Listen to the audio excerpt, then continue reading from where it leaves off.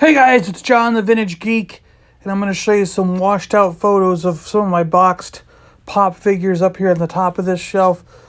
Obviously the lighting is really bad here, for video anyway. But what we got today is the Thundercats Savage Land by Funko. I had absolutely no idea these things existed. Savage Worlds, sorry, Thundercats. These were on clearance for about $5. LionO, cool picture there.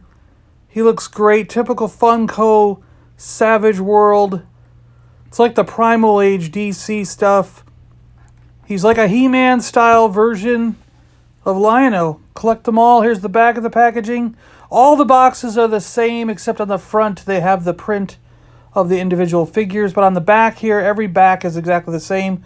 Wave 1, LionO, Panthro, Mumra, Slithe.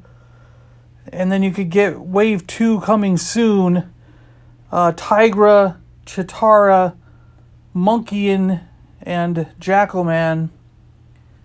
All the warnings and crap. They were originally $14.99, which shocks me. Then they were marked down to $8.99, and now they're $5.97 when I found them. So I had no idea these were coming out. I had no idea they were out.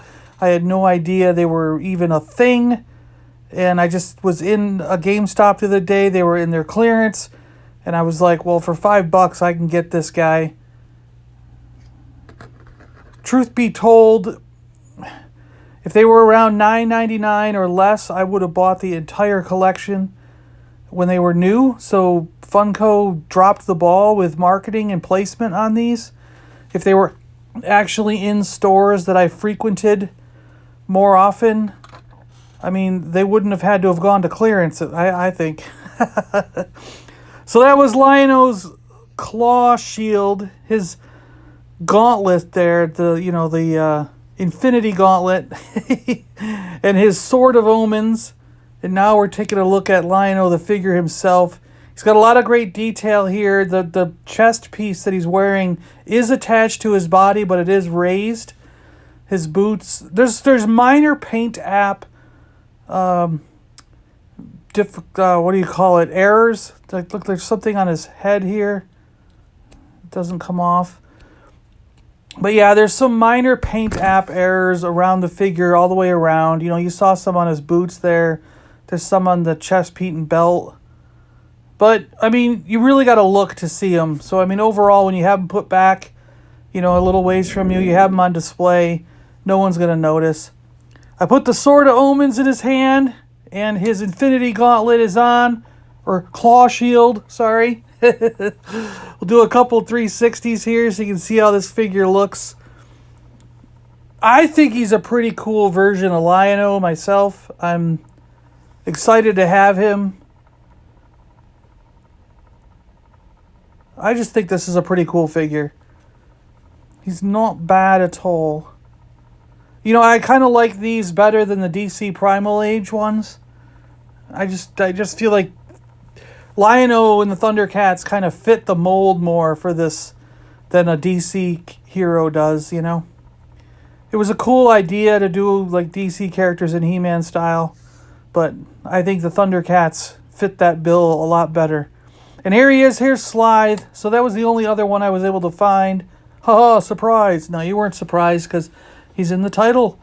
In the video thumbnail picture too. But yeah, I found Slithe and LionO. Both were about $5 on clearance. $5.97 was it, right?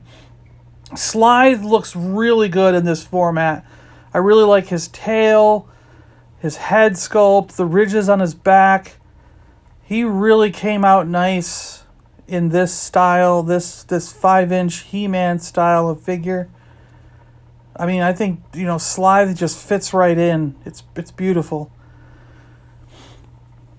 He's a really nice looking figure. Let's give you some close-ups of his head here. I think it looks really cool. Nice face sculpt, good ears.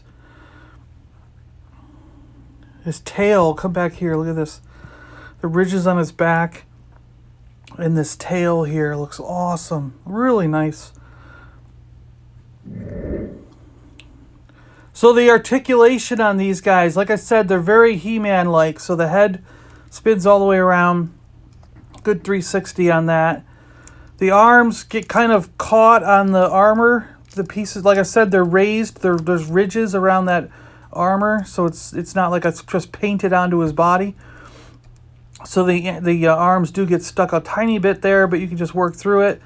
His waist spins around. There is no snap action. Like if you're used to He-Man figures, there's no, they had the snap action there, and this does not. Like I'll show you here. We got Man-at-Arms. And when I pull Man-at-Arms back, he snaps. See? Oh, he's got like slap action or swing his club action, you know. But he is the same. Otherwise, the articulation, the arm, the head, all that. The only other difference, besides the snap in the waist is the legs. The, He-Man traditionally is attached with some kind of rubber band or something, where it looks like these Funko, have like a ball joint or something in there. Whoop, yep, they do. They absolutely do have a ball joint. That just, don't worry, that just pops back on pretty easy there. There you go.